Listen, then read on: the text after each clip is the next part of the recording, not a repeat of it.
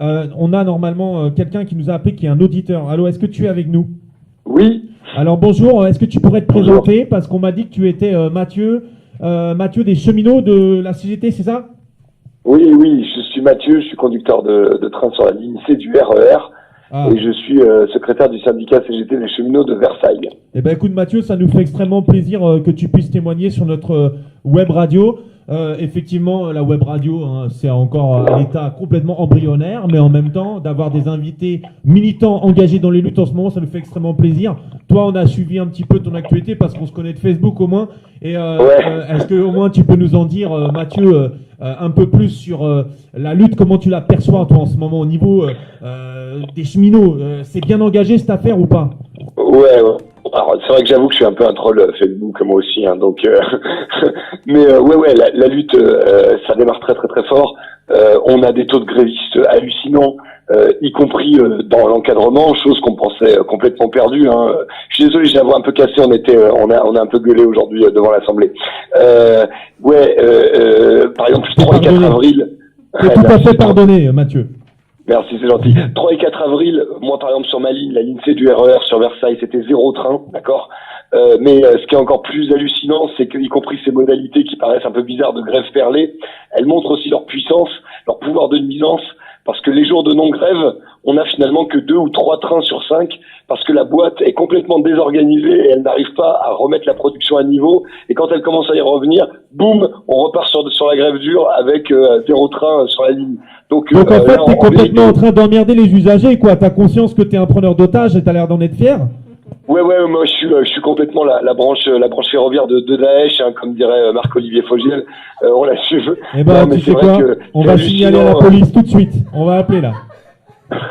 Non mais c'est hallucinant tout ce genre d'insultes qu'on nous jette à la gueule. C'est la nuisance positive. Ouais. C'est super violent, hein, toutes ces insultes qu'on nous jette à la gueule, hein, c'est délirant. On nous traite de preneurs d'otages, on nous traite Marc-Olivier Fogiel qui nous traite de Daesh. C'est complètement scandaleux. On défend notre pain, on défend notre dignité ouvrière, on défend le service public parce que il y a eu tout un écran de fumée d'une certaine presse, pour le coup, mainstream, qui mettait en avant le statut cheminot, les privilèges des cheminots. Mais en fait, c'est un écran de fumée pour cacher la véritable raison du pacte ferroviaire, qui est en fait la destruction du service public, les suppressions de 9000 km de lignes, c'est presque un tiers du réseau ferré national, hein, il y a 33 000 km de lignes en France, l'augmentation des tarifs pour les voyageurs, l'augmentation pour les collectivités publiques, le libéralisme, ça coûtera beaucoup plus cher à l'État, et c'est le message qu'on essaie de faire passer aujourd'hui aux usagers, quoi. En parlant du libéralisme, de la prise d'otage. Moi, c'est à chaque fois que j'allume la télévision, je suis pris en otage par des décérébrés, des commentateurs décérébrés. Hein. Moi, je suis pris en otage. Des chiens de garde, les chiens de garde. Dès que je change de chaîne, hop, encore une fois, hop, encore. Et donc, je suis encore pris en otage. Je suis désolé, moi, je suis pris en otage devant la télé. Mathieu, oui. Pour être utile à ce combat des cheminots, parce que moi, par exemple, je travaille dans la territoriale. Et si tu veux, nous, on y reviendra tout à l'heure parce qu'on a pris des décisions fortes pour essayer de vous soutenir et on va essayer de le dire.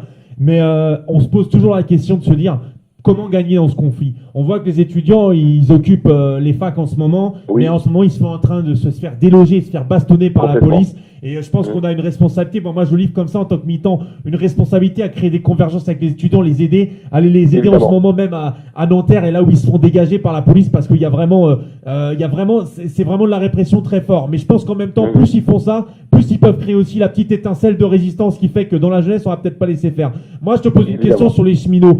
Comment est-ce qu'on peut aider concrètement quand on est syndiqué à CGT, à Sud ou ailleurs, ou même pas syndiqué, qu'on est un citoyen? Comment on peut aider le combat des cheminots de manière la plus efficace? C'est quoi votre appel, t'aurais quoi comme besoin là? Ouais, alors juste un mot quand même sur les étudiants, parce que on est des ouvriers, on défend nos revendications ouvrières, c'est clair, mais aujourd'hui on l'a vu à Nanterre, c'est pas quelques nervis d'extrême droite folkloriques, c'est la police, d'accord, de la République qui frappe nos enfants. Et comme en 68, moi j'appelle le mouvement ouvrier à ne pas rester les bras croisés face à ça et à empêcher absolument les forces de la répression d'État de venir frapper nos enfants dans un lieu dédié à la connaissance et à la formation. Ça, c'est le premier point. On ne peut pas rester inactif face à ça. Ça, c'est le premier point fondamental, à mon avis, en tant que militant ouvrier. Le deuxième, sur ta question, excuse-moi, je me suis permis cette digression, mais sur ta question, le deuxième point, Bien sûr, nous, on a besoin de soutien. On a besoin, bien sûr, de fric. Mais aujourd'hui, c'est génial. On voit les cagnottes. On prend 50 000 balles par jour dans les cagnottes. Ça montre, au-delà du montant de l'argent, ça montre le soutien moral que nous amène la population. Et que finalement, malgré qu'on nous ait insultés, qu'on ait essayé de nous stigmatiser, qu'on ait essayé d'organiser des combats de pauvres dans ce pays, les pauvres savent ce qu'ils valent et finalement on se soutient les uns les autres. Mais en dehors de ça, nous, on invite les gens à venir dans nos AG. Nous, chaque jour de grève, on fait des AG à Versailles à 10h. On reçoit des profs, des gens de la territoriale. On reçoit les gars de PS à Aulnay, les gars de Renault-Flin, etc. qui viennent avec nous pour parler de la situation chez eux. Et nous, on va aussi dans leurs entreprises pour qu'on se rencontre et qu'on construise des convergences. Mais on va pas se le cacher entre nous, ces militants ouvriers aussi. Le meilleur des soutiens, c'est pas le fric, c'est pas la grève par procuration, c'est que les gens se mettent en grève eux aussi sur la base de leurs revendications et qu'on construise ce putain de tous ensemble qui doit pas être un slogan de manif, mais qu'on le construise sur le terrain, dans nos entreprises, pour arriver à converger et apporter une réponse enfin ouvrière au thatcherisme social incarné aujourd'hui par Macron, qui ne fait que reprendre le cahier revendicatif du MEDEF au final. On a vu que vous aviez bloqué, bravo à toi. On a vu que vous aviez bloqué, fait péage gratuit, donc ça rend aussi populaire le mouvement. On a d'autres camarades qui souhaitent qu'on les appelle. On va te poser encore quelques questions de garder en ligne. Nous, on te le dit, la radio, web radio, on aimerait bien qu'on ait des nouvelles têtes qui viennent aussi avec nous. Donc quand tu veux, c'est un appel qu'on te lance parce qu'on connaît un peu tes combats. On sait aussi qu'il y a eu de la solidarité internationale. Est-ce que tu pourrais nous en dire deux mots? Alors sur l'action des péages, ça s'est passé comment? Et la solidarité internationale, elle est de quelle ordre? Parce que je crois que tu as des choses à nous dire avec la FSM. Oui, alors écoute, d'abord sur le péage, hier on était donc au péage de Mantes-la-Jolie, les retours de week-end de Normandie, évidemment grande popularité, les gens, tu leur économises, ils sont contents, mais si tu veux, c'est pas que ça. En 1 heure de temps, on est resté qu'1 heure, en 1 heure de temps, on a récolté 1 100 €. C'est-à-dire que les gens nous lâchaient des billets de 20 balles pour un péage à 2,30 €. Donc c'était du soutien véritable. Et il y avait même BFM, ils essayaient absolument de trouver quelqu'un qui leur disait ouais j'en ai marre des cheminots, et il m'a dit, je suis honnête, il m'a dit j'ai trouvé personne qui était contre, j'ai trouvé que des gens qui étaient contre. Très bien, bravo les chiens de garde ont eu en muselière. Non mais muselière. Au-delà camarades, on était plutôt bien, on était en famille. Mais sur la solidarité internationale, évidemment on a reçu des soutiens, nous, notre syndicat il est adhérent à la FSM, la Fédération syndicale mondiale, on a reçu des soutiens de toute l'Europe, on a reçu des soutiens de Palestine, ça nous a fait très très chaud au cœur. En ce moment ils sont en train de se faire massacrer à Gaza, ils pensent aux cheminots de Versailles, c'est un truc, si tu veux, un truc de ouf un peu, tu vois, d'Afrique du Sud, etc. Mais surtout, deux choses très importantes. D'abord, on a une délégation d'Italiens de l'USB, de cheminots de l'USB italien, qui viennent manifester avec nous le 19 à Paris. On est hyper fiers de ça. C'est-à-dire que c'est pas juste des déclarations, ils viennent manifester avec nous, puisqu'ils nous le disent. Si vous tombez derrière, vous êtes le dernier rempart à la privatisation généralisée des services publics en Europe. Si la SNCF tombe derrière, on tombe tous. Donc, c'est un intérêt pas seulement pour les Français, c'est un intérêt, on vous regarde dans toute l'Europe, ça c'est fondamental.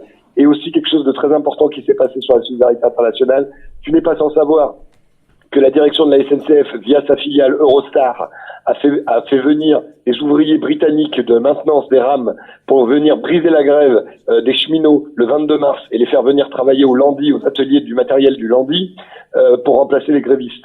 Donc notre syndicat frère, qui lui-même adhérent de la Fédération syndicale mondiale, le RMT britannique, qui représente 80 000 cheminots là-bas, et qui est vraiment un syndicat de masse et de classe en Angleterre, a organisé toute une campagne anti-scabbing contre les jaunes, en venant diffuser des tracts et en allant appeler les gens à ne pas briser les piquets de grève, en relevant les noms des gens et en venant se présenter au bureau d'embauche du personnel d'Eurostar.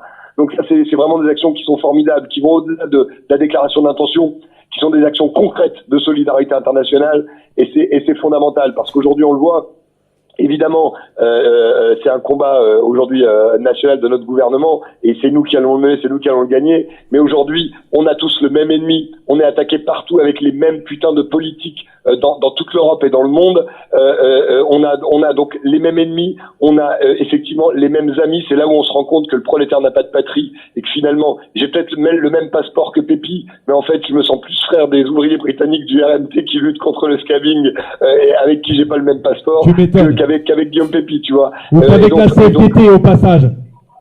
Comment? Ou qu'avec la CFDT bien française pourtant. Tout à fait. Écoute Donc, voilà, Mathieu, comme on a d'autres invités qui ouais, attendent pour passer. désolé d'avoir trollé.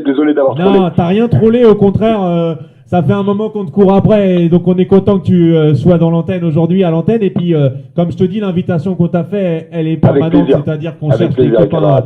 engagés et des vrais militants comme toi. Mathieu, on va se croiser très vite dans la rue, bonne chance pour ton combat. À et très bon bientôt courage. dans les luttes, les À camarades. très vite camarades. On est très fiers de t'avoir eu. Bravo. Ciao les gars, salut.